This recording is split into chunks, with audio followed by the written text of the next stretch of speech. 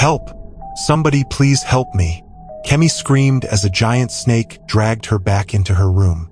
Just moments ago, the giant snake dragging her was her handsome and charming husband, who had journeyed for several days on dangerous waters to marry her in a lavish wedding ceremony. Everybody had warned her, but she refused to listen, and now her life was in serious danger with nobody to help. A few months ago, Princess Kemi stood by the palace window, her golden hair shining like the sun. She was the most beautiful princess in the kingdom of Oloyin. Her eyes were blue like the sea, and her smile could make even the grumpiest old man happy. But Kemi had a problem. She thought she was too perfect. Every day, suitors, princes, lords, and brave knights came to the palace to ask for her hand in marriage. They brought gifts, diamonds, silk dresses, and even rare white horses. But Kemi always found something wrong with them. "This prince is too short," she said one day, tossing a ruby necklace into the fire. "That lord smells like fish," she laughed the next day, pointing at a man who had sailed far to meet her. Her parents, the king and queen, grew worried. "You cannot say no forever, Kemi," her father warned.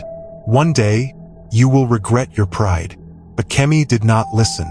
She danced alone in the garden, singing, "I will marry no one but the perfect prince." That night, the queen visited her daughter's room. She held Kemi's hand and said, "My dear, not everything that shines is gold. A kind heart is worth more than a handsome face." Kemi pulled her hand away. "I deserve perfection, mother, nothing less." The queen left with a sad sigh.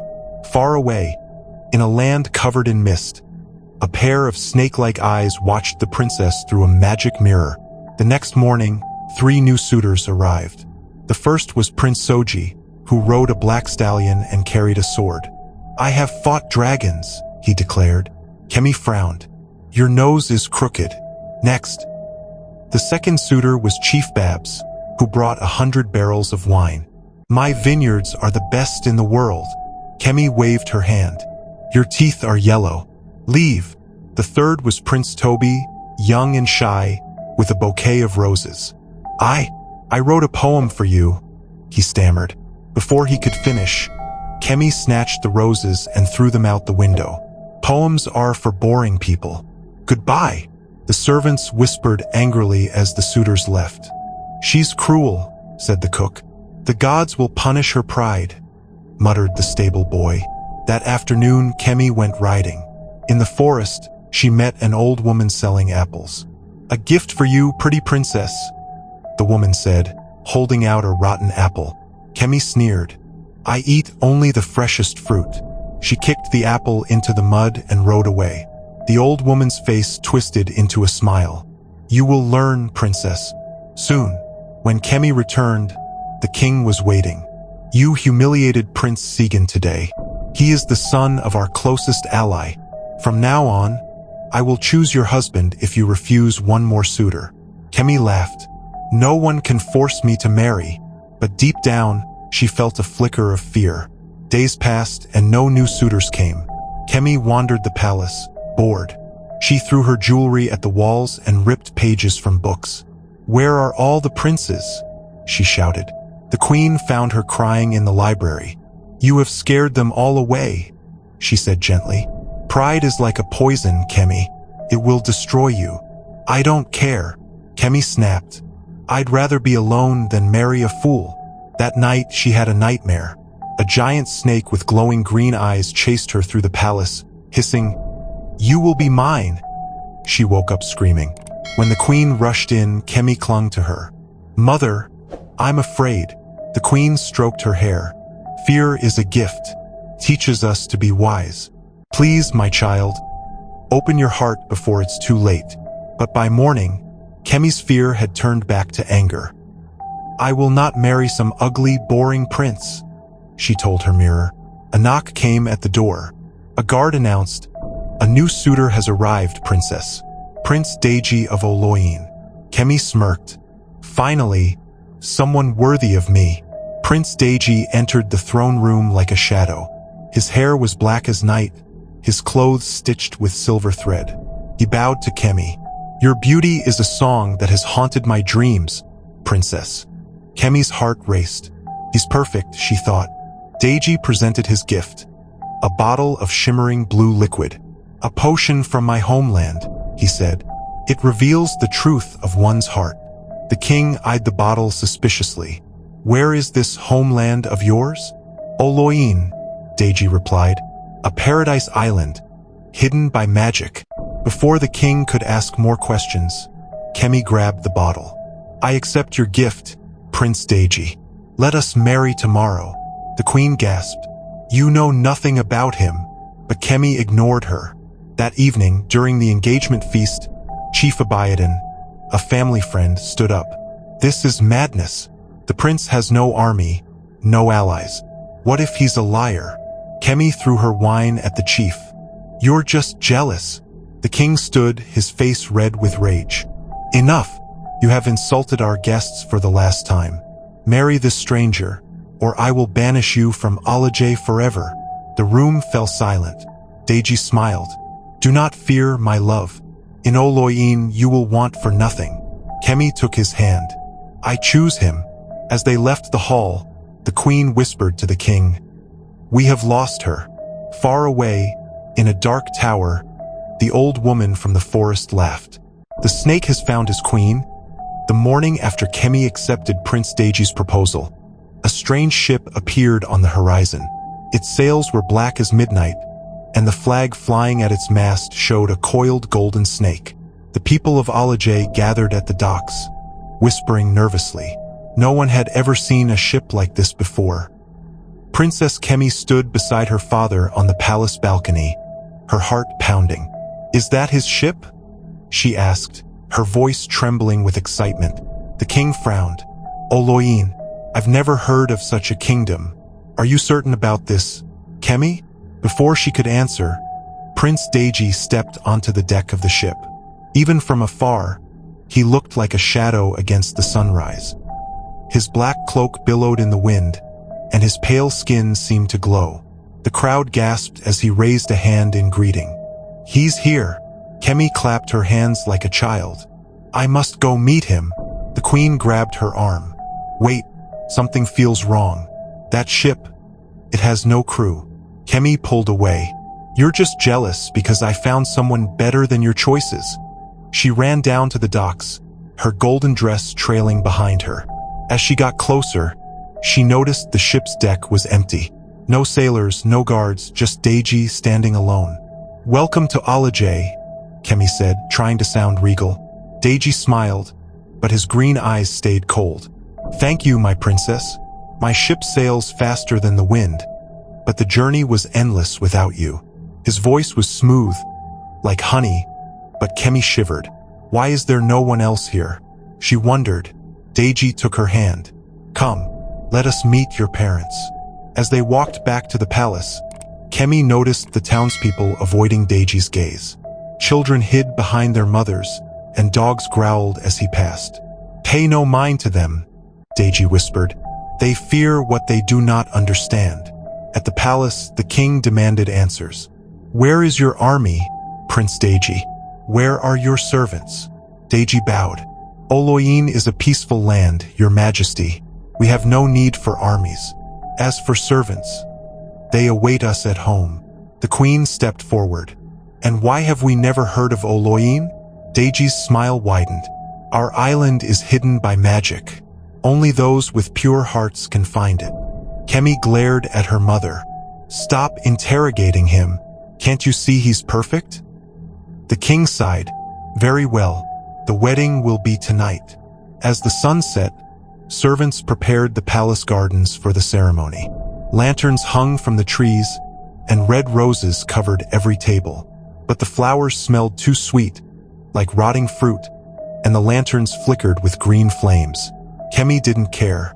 She stood at the altar, her heart full of triumph. Finally, she thought, I have won.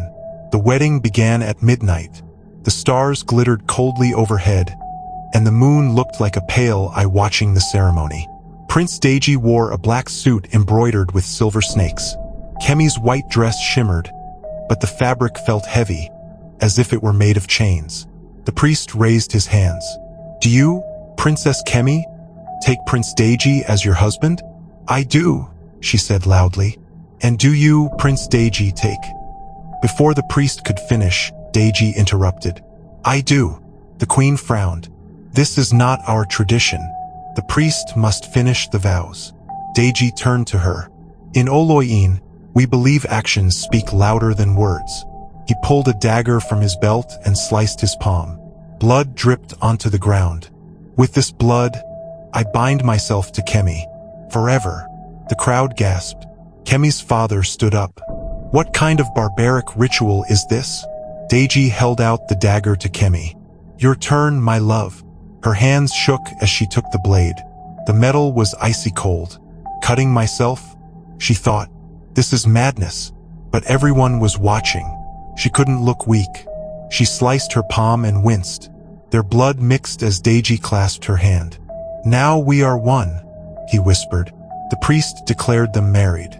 The crowd clapped, but their applause sounded forced. At the feast, Deji barely touched his food.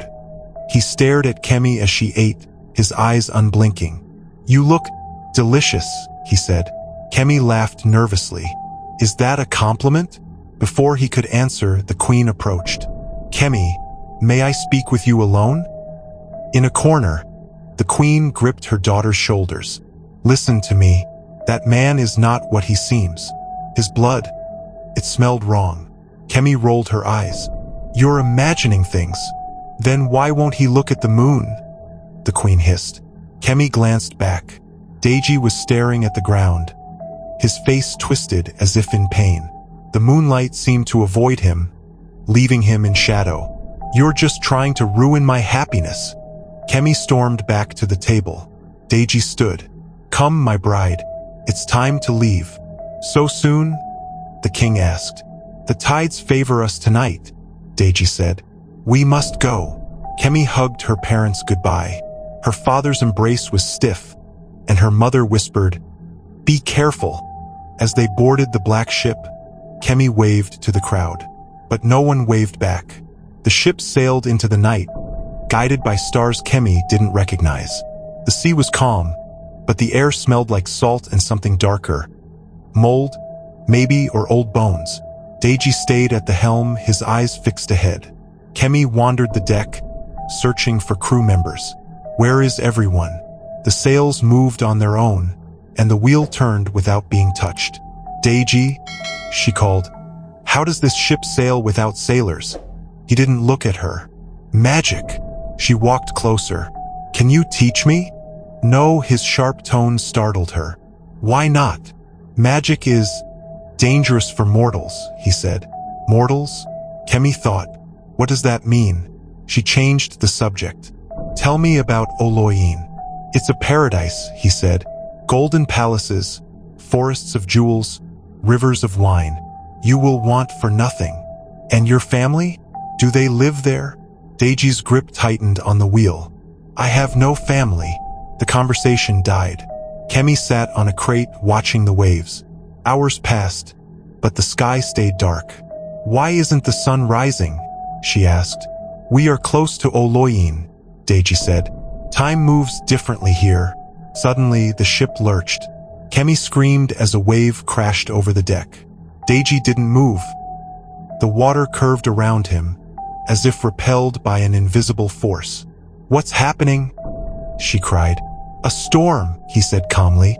Do not fear. Cannot harm us. Lightning split the sky, and for a moment, Kemi saw something huge moving beneath the waves. A creature with glowing eyes and coils as thick as trees. Deji, there's something in the water. He laughed. Just a shadow, my love. The storm vanished as quickly as it came. The ship entered a thick fog. Kemi heard whispers in the mist, voices saying, Hungry. So hungry. Do you hear that? She asked. Deji finally looked at her. Hear what? Before she could answer, the fog cleared. Kemi gasped. Oloyin lay before them, an island of black mountains and twisted trees. At its center stood a palace, its towers sharp like fangs. The windows glowed with green light. Home, Deji said. Kemi's heart sank. This isn't a paradise. The palace doors opened by themselves as Deji and Kemi approached. Inside, the walls were covered in gold, and chandeliers hung from the ceiling, their candles burning with green fire. But the air was freezing, and the halls echoed with distant hisses. "Welcome to your new home," Deji said. Kemi forced a smile. "It's grand." He led her to a dining hall where a feast waited. Roasted meats, steaming bread, and goblets of wine. But the meat was raw in the middle and the wine smelled bitter. "Aren't you hungry?" she asked as Deji stared at her. "I ate earlier," he said. She picked at the food, her stomach churning. "Where are the servants?" "They're shy," he said. "You'll meet them, eventually." After dinner, Deji showed her to her room. It was lavish, with a bed of silk and a window overlooking the dark forest. "Where will you sleep?" she asked. He pointed to a hallway. "My chambers are there. Tradition demands we wait. Until the right time." "Wait for what?" He touched her cheek. "To be together." His hand was colder than ice. That night, Kemi couldn't sleep. The palace creaked and groaned like a living thing. She tiptoed into the hall, following the sound of whispers. At the end of the corridor, she found a door cracked open. Inside, Deji stood before a mirror, his back to her. "Soon," he said to his reflection. "Soon I will feed." Kemi covered her mouth to stifle a scream. Deji's head snapped toward the door. "Who's there?" She ran back to her room and locked the door. Outside, something heavy slithered past, hissing, "Princess." The next morning, Kemi woke to a knock on her door. A maid in a gray dress stood outside, her eyes downcast. "Prince Deji requests your presence at breakfast, princess," she said softly. Kemi followed her to the dining hall. The table was piled with food. Roasted chickens, honey cakes, and fruits she didn't recognize. But the smell made her sick, like rotten meat and burnt sugar. Deji sat at the head of the table. Beside him were 5 guests wearing silver masks. Their faces were hidden, and they did not speak. "Who are they?" Kemi whispered. "Nobles from my court," Deji said. "They've come to welcome you." Kemi smiled nervously at the guests. "Thank you for coming." The masked figures did not move. One of them lifted a goblet to drink, and Kemi saw their hand, scaly and gray with claws instead of nails. She dropped her fork. "Deji, what's wrong with their hands?" He laughed. "A skin condition common in Oloyin. Don't be rude, my love." The meal dragged on. Kemi tried to eat, but the meat tasted bitter. The guests stared at her, their masks tilting slightly as they followed her every move. When Deji left to fetch wine, Kemi turned to the maid. "Why won't they talk to me?" The maid's voice trembled. They can't speak, princess." "Why not?" Before the maid could answer, Deji returned. The maid hurried away, her face pale. That night, Kemi heard noises outside her door, hissing, like 1,000 snakes.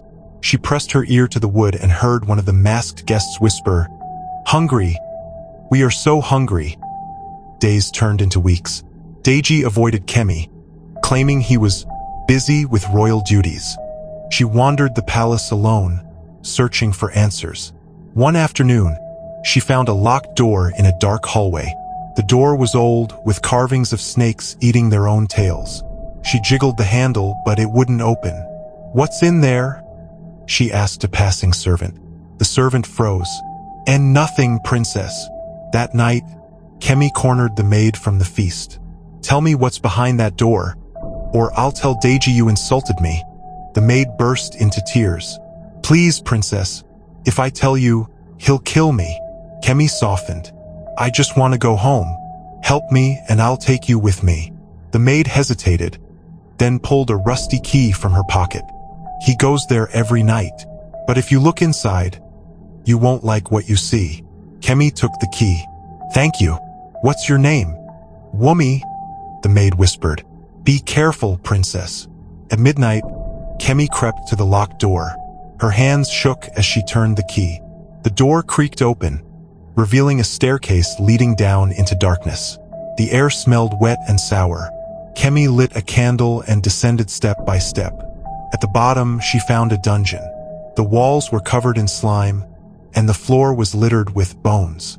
Animal bones, deer, rabbits, birds, and among them a human skull. Kemi screamed and dropped the candle. The flame died, plunging her into blackness. Above her, a voice hissed, "Kemi, where are you?" Kemi scrambled up the stairs, slamming the dungeon door behind her. She ran to her room, her heart pounding. What was that place? The next day, she confronted Deji. "I found bones in the dungeon. Were those people?" He smiled calmly. "Don't be silly. My hunters store animal bones there for fertilizer." "Then why was it locked?" "To keep children like you from snooping," he said, patting her head. Kemi slapped his hand away. "I'm not a child." Deji's eyes flashed. "No, you're a guest. Behave like one." That night, Kemi waited until the palace was silent. She took Wumi's key and crept to Deji's bedroom. The door was unlocked. Inside, the room was freezing. The bed was neatly made, untouched. On the floor, she found strange scraps. Long, translucent pieces that looked like snakeskin. Her blood turned to ice. She picked up a piece. It was thicker than her arm and covered in green scales. A shadow moved behind her. "Do you like my collection?" Deji's voice whispered in her ear. Kemi spun around. He stood in the doorway, his eyes glowing faintly in the dark. "Why, you're a monster," she cried. He stepped closer. "Monster? No, my love. I'm a king, and kings must eat." Kemi ran from Deji's room and didn't stop until she reached the palace gardens. The moonlit trees twisted like claws, and the flowers smelled like blood. Wumi found her hiding under a bush. "Princess, are you hurt?" "He's not human," Kemi sobbed. "He's some kind of snake." Wumi nodded grimly. "The people here aren't human either. They're shapeshifters. They marry humans to what?" Kemi demanded. Wumi looked away. "To eat them, on the full moon." Kemi's legs gave out. "Why didn't you warn me?" "I tried, but his magic controls us. We can't speak against him." Wumi grabbed her arm. "You have to escape. The next full moon is in 3 days." "How?" Wumi pointed to the garden wall. "Beyond that wall is a forest. If you reach the shore, maybe you can find a boat. But the woods are full of his creatures." Kemi stared at the wall. "I'll go tonight." "No, the guards will catch you. Wait for the storm tomorrow. It will keep them indoors." As they spoke, a low hiss echoed through the garden. Deji stood on the palace steps, watching them. Wumi pushed Kemi into the shadows. "Go! Don't trust anyone." Kemi hid in her room, clutching a knife she'd stolen from the feast. Outside, the hissing grew louder. "Princess, I know you're afraid." Deji's voice slithered under her door. "Don't fight your fate. You were born to be mine." Kemi sat in her room, clutching the knife Wumi had given her. 3 days until the full moon. She needed to warn her family, but how? Deji's guards watched every door, and the palace had no paper or ink. Then she remembered the bottles in the dining hall. Wine bottles. That night, she sneaked into the kitchen. The shelves were lined with empty glass bottles. She grabbed 3 and hid them under her dress. Back in her room, she bit her finger until it bled. Using her blood as ink, she wrote on scraps of cloth, "Father, Oloyin is a lie. Deji is a monster. He will kill me. Send help. Kemi." She rolled the messages into the bottles and crept to the palace's highest tower. The sea roared below, waves crashing against black rocks. "Please, let this work," she prayed, throwing the bottles into the water. 2 sank immediately. The third bobbed in the waves, drifting slowly toward the horizon. Suddenly, a hand grabbed her shoulder. "What are you doing, my love?" Deji hissed. Kemi froze. I wanted to see the stars." He stared at the sea. "Stars lie. They promise hope but deliver nothing." His grip tightened. "Come, let's return to bed." She pulled away. "I'll sleep in my room." Deji's eyes glowed. "You will obey me." Kemi ran, but he moved like smoke, blocking her path. "Do not test me, princess. The full moon is coming, and I am hungry." The next morning, dark clouds swallowed the sky. Kemi stood at her window, watching the storm rage. Waves as tall as mountains smashed the shore. "No ship can sail in this," she thought. "My bottles are gone." Wumi slipped into her room, soaking wet. The guards are distracted by the storm. It's time to escape. Kemi grabbed her cloak. "How?" Wumi unrolled a map drawn on animal skin. "There's a tunnel beneath the dungeon. It leads to the forest. Follow the river to the shore. There's a fishing boat hidden there. Come with me," Kemi begged. Wumi shook her head. "If we both go, he'll notice. Save yourself." They crept downstairs. The dungeon door creaked open, and the smell of rot made Kemi gag. Wumi lit a torch. "Hurry!" They ran through the tunnel, rats squealing at their feet. Behind them, a guard shouted, "The princess is escaping! Go!" Wumi pushed Kemi forward. "I'll hold them off." Kemi ran until her lungs burned. The tunnel ended at a cave mouth. Rain poured down as she stumbled into the forest. "Follow the river," Wumi had said. But the storm had turned the river into a raging monster. Kemi tripped over roots, her dress torn by thorns. A hiss cut through the rain. She turned. Deji stood behind her, his body twisting like a snake. "Did you really think you could leave me?" Kemi backed away. "Stay back." Deji laughed. "Or what? You'll stab me with that little knife." She swung the blade, but he grabbed her wrist. His fingers were scaly and cold. "You're mine, Kemi. Forever." Suddenly, a rock struck Deji's head. He snarled as Wumi jumped from the bushes, her face bloody. "Run, princess." Kemi fled. Behind her, she heard screams. Wumi's screams. She didn't stop until she reached the shore. The fishing boat was there, but it was old and full of holes. The sinking, she realized. The storm faded, leaving the sea calm. Kemi fell to her knees. "I'm going to die here." Then she saw it, a bottle stuck in the sand. Her bottle, the one she'd thrown into the sea. The blood message inside was faded but readable. She hugged the bottle. Maybe someone will find it. Maybe. A growl made her turn. 3 wolf-like creatures with snake eyes circled her. Deji's pets. "Get away!" she shouted, waving the knife. The largest creature lunged. Kemi slashed its nose. It yelped and retreated, but the others closed in. Suddenly, an arrow struck the ground near them. The creatures fled. A voice called, "Princess Kemi." She looked up.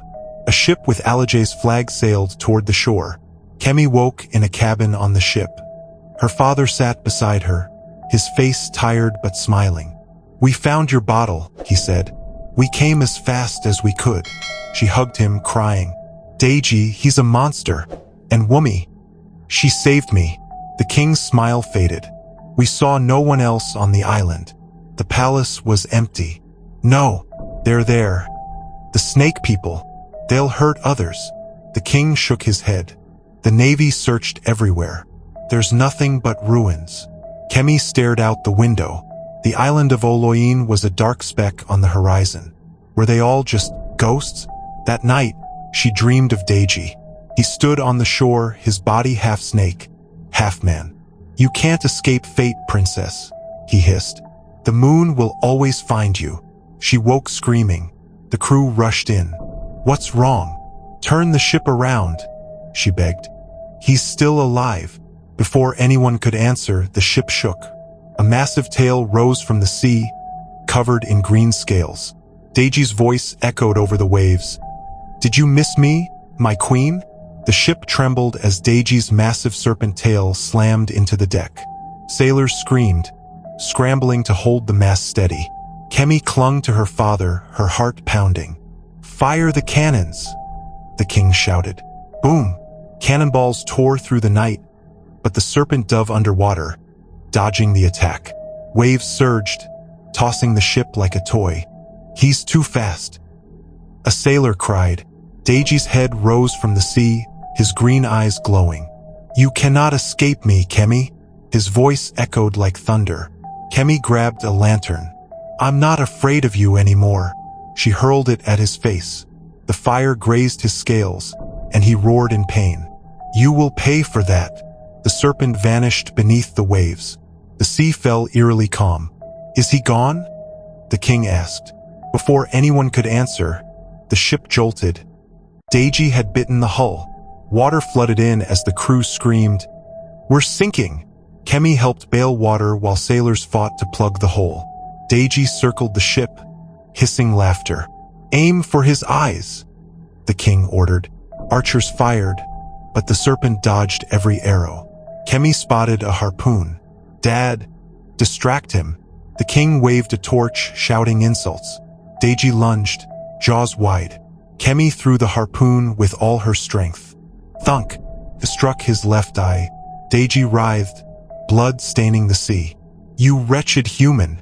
He retreated into the depths. The crew cheered, but Kemi stared at the dark water. "He's not dead. I can feel it." As the ship limped toward Oloyin, storm clouds gathered again. Dawn broke, revealing Oloyin's shore. The damaged ship groaned, barely staying afloat. "We're almost home," the king said. Suddenly, the water churned. Deji surged upward, his injured eye sealed shut. "You belong to me." He wrapped his tail around the ship, crushing it. Kemi and her father jumped into the sea as the vessel splintered. "Swim!" Kemi gasped, fighting the waves. Deji chased them, his jaws snapping. Oloyin soldiers onshore launched flaming arrows. One struck Deji's neck. He screamed, thrashing wildly. Kemi and the king reached the beach, exhausted. They turned to see Deji sink beneath the waves, dragging the wreckage with him. "Is it over?" the king asked. Kemi trembled. "I hope so." The kingdom rejoiced at Kemi's return, but guilt weighed on her. She visited Wumi's family, offering gold and apologies. "Your daughter saved my life," she wept. In the palace, Kemi stood before her people. "I was selfish and proud. I'm sorry." She gave her jewels to the poor and worked in the villages. Years passed, and she became known as the humble princess. One night, she found a bottle on the shore, her old blood message inside. A fisherman said, "This saved you. It's a symbol of hope." Kemi smiled. "No, it's a symbol of my second chance." That night, the queen fell ill. Kemi sat by her bed, holding her hand. "I'm sorry I didn't listen to you," she whispered. The queen smiled weakly. "You found your heart. That's all I ever wanted." When the queen died, Kemi wept for days. Pride had cost her everything. Her mother, her freedom, her innocence.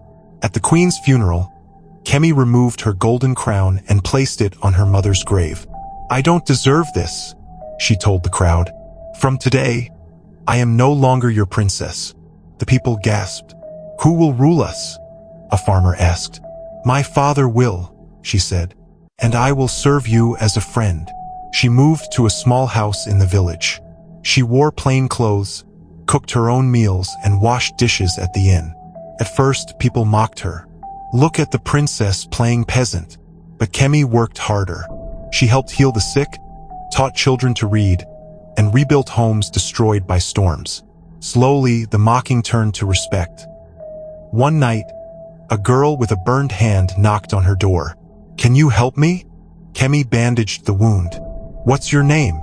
"Wumi," the girl said. Kemi froze. Was this a sign? She hugged the girl. "Be brave, little Wumi. Braver than I was." Years passed. Kemi's hands grew rough from work, her face weathered by the sun. But her heart was light.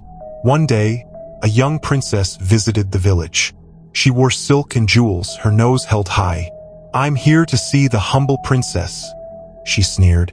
Kemi offered her bread. "Sit. Tell me your troubles." The princess glared. "I have no troubles.